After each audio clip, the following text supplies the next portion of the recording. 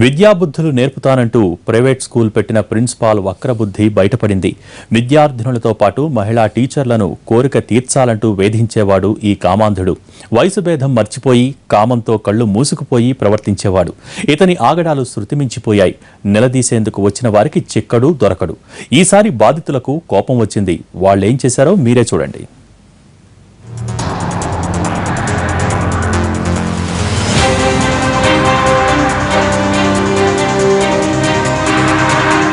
మూలాపేటలోని ఓ private school వివాదాలకు care of address గా మారింది. కామంతో కళ్లు మూసుకుపోయిన కరెస్పాండెంట్ రవి బాలికల పట్ల అసభ్యంగా ప్రవర్తించేవాడు.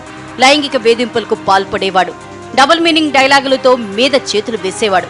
విషయం బయటికి చెప్పితే మార్కులు తగ్గిస్తానని భయపెట్టేవాడు. బాలికలే కాదు, స్కూల్లో పనిచేసే టీచర్లకు కూడా ఈ వేధింపులు తప్పేవి కాదు. ఇతని ప్రవర్తనతో విసిగిపోయిన ఓ టీచర్ రాజీనామా చేసింది. ఆమె తమ్ముడు కూడా అదే స్కూల్లో చదువుతుండటంతో అతన్ని మరో స్కూల్లో జాయిన్ చేయాలని భావించింది. టీసీ కోసం వెళ్లిన టీచర్ పట్ల అసభ్యంగా ప్రవర్తించాడా కామాంధుడు. చెయ్యి పట్టుకుని బలవంతం చేశాడు. పెద్దవాళ్ళకి చెప్తే అది ఎంతవరకు పోద్దో ఏమో అని వాళ్ళ అన్నతో చెప్పుకుంది. వాళ్ళ అన్నతో చెప్పుకుంటే వాళ్ళ అన్న పోయి స్కూల్ దగ్గర ఏంది ఇట్లా జరిగింది అని కరెస్పాండెంట్ని అడగదామని వాళ్ళ అన్న ఫ్రెండ్ ఇంకొక పిల్లోడు ఇద్దరు పోయారు. పోతే అక్కడ ప్రిన్సిపల్తో మాట్లాడుతుంటే పబ్లిక్ అంతా వచ్చేసింది సార్. ప్రిన్సిపల్ లేడు, వాళ్ళ నాన్న ఉన్నాడు.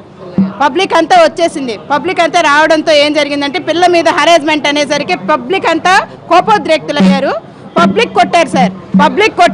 పబ్లిక్ స్కూల్ ని ధ్వంసం చేసి గురుడికి బుద్ధి చెప్పాలని అంతా అనుకున్నారు. టీచర్ కుటుంబ సభ్యులు, బాలికల తల్లిదండ్రులు అంతా కలిసి ప్రిన్సిపాల్ ని నిలదీసేందుకు స్కూల్ కు వచ్చారు. ఇదంతా తెలిసిన ప్రిన్సిపాల్ అక్కడి నుంచి పరారయ్యాడు. ఆగ్రహంతో ఊగిపోయిన టీచర్ బంధువులు అక్కడి ఫర్నిచర్ ని, ఇతర సామగ్రిని ధ్వంసం చేశారు.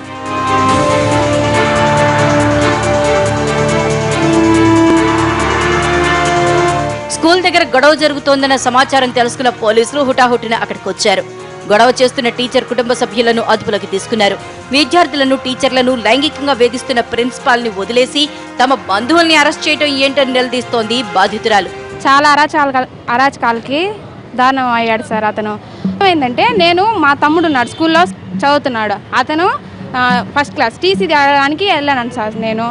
నాకు టీసీ ఇవ్వండి, నేను దీనికోసం వచ్చాను అని చెప్పి అడిగితే టీసీ ఇవ్వలేదు, నువ్వు ఎక్కడికి వెళ్ళబడలేదు, నా దగ్గరే ఉండు, నేనే ఉంచుకుంటాను నేను చేయి పట్టి లాగాడు సార్. నన్ను చేయి పట్టి లాగిన తర్వాత నేను అక్కడి నుంచి ఏడ్చుకుంటా వచ్చేసాను సార్. వచ్చేసి మా అన్నకు చెప్పాను సార్ విషయం. మా అమ్మ వాళ్ళకి చెప్పలేదు సార్ నేను, ఎందుకంటే నాకు భయం వేసింది సార్. తల్లిదండ్రులకు చెప్పలేని విషయాలు కాబట్టి నా తోడబుట్టైనా మా అన్నకు చెప్పాను సార్.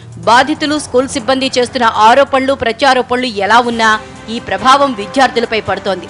బడికి రావాలంటేనే పిల్లలు, వాళ్ళని పంపించాలంటే తల్లిదండ్రులు వణికిపోయే పరిస్థితి తలెత్తింది. దీనిపై అధికారులు, పోలీసులు దృష్టి పెట్టాలి. కొన్ని వందల మంది స్టూడెంట్స్, పేరెంట్స్ ఆందోళనని అర్థం చేసుకోవాలి. తల్లిదండ్రులు తమ పిల్లలపై ఓ కన్నేసే ఉంచాలి. ఎవరైనా వేధింపులకు పాల్పడితే వారికి బుద్ధి చెప్పటంలో తాత్సార్యం చెయ్యొద్దు. అది ఇతర పిల్లలకు కూడా ప్రమాదకరం.